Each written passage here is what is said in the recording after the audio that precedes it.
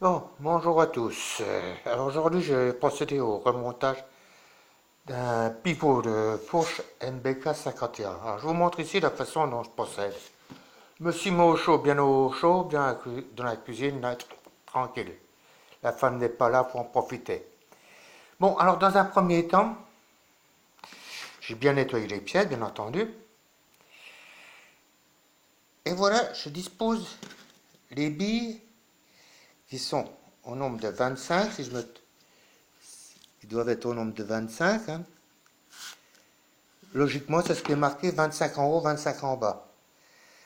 Sur la vue éclatée. Et sur le machin motomécanique. Mais il reste un grand espace, donc j'en ai mis un peu plus. Voilà. Là, il devrait y en avoir 25 aussi, parce qu'ils disent 25 et 25. On ne peut pas en mettre 25 là. C'est un truc bizarre chez Motomécanique. Bon, bah, j'en ai mis que 20, 24. Ça tient, il y a de l'espace. Bon, alors je vous montre. Alors là, comme je vous l'ai dit, j'ai disposé les billes dans la bague qui va par au-dessus. Donc là, elle sera en dessous. Et je vous montrerai pourquoi.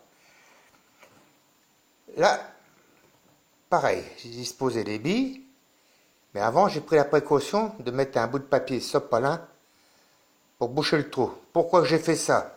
Ben, bien souvent, quand on met les billes en place, tac, il y en a une qui tombe dans le trou, et puis après, si on est sur les talus ou un truc comme ça, allez la retrouver, hein, la ricochet, on la retrouve plus.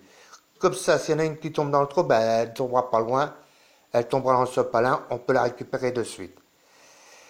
Quand je vais remettre le tube, je vais pousser le sopalin qui va tomber en dessous, mais les billes, elles, ne bougeront plus. J'espère que vous me comprenez, hein. Bon, on dit toujours un mois. Bon, alors là, je vais essayer de faire passer, hein.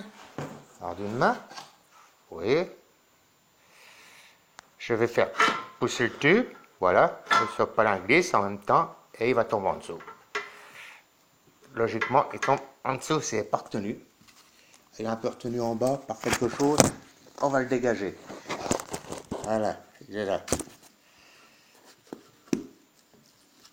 C'est un peu tassé, voilà. Et voilà.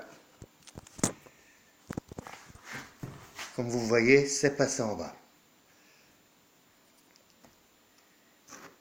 Bon, j'ai eu un peu de mal parce que bon, ça bourra un peu dans le bas. Et maintenant, je vais vous montrer comment je revisse la bague. Alors, je ne sais pas si je vais pouvoir, parce que c'est pas facile de se cadrer avec le bordel là.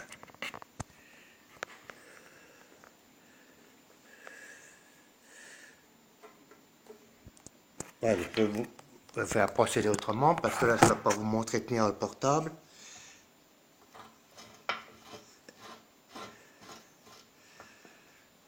Là, j'ai enclenché, vous allez pouvoir voir.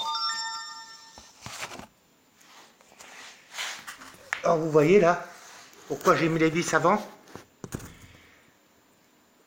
J'ai commencé à visser et les vis ne bougeront plus là. Que si on fait les vis là, les billes en haut et en bas, on retourne le cadre, les billes tombent.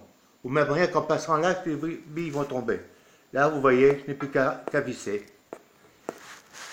Je n'ai plus qu'à visser la bague. Il faut que je retienne un peu en haut parce que ça glisse aussi. C'est dommage que je n'ai pas quelqu'un pour m'aider, vous verriez mieux. Là, les billes ne bougent plus, elles ne tombent plus.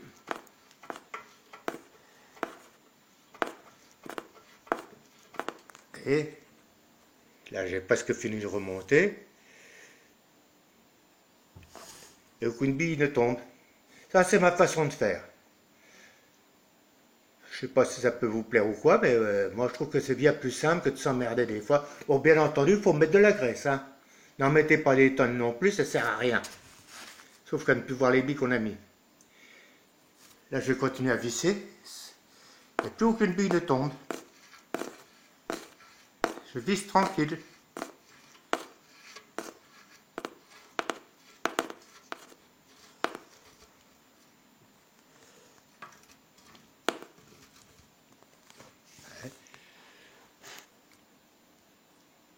voyez les billes? C'est facile, il ne restera plus qu'à le fignoler maintenant. C'est tout.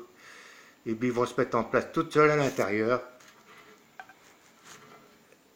Bon, c'est tout ce que j'avais à vous montrer. Hein. Je coupe et au revoir à tous.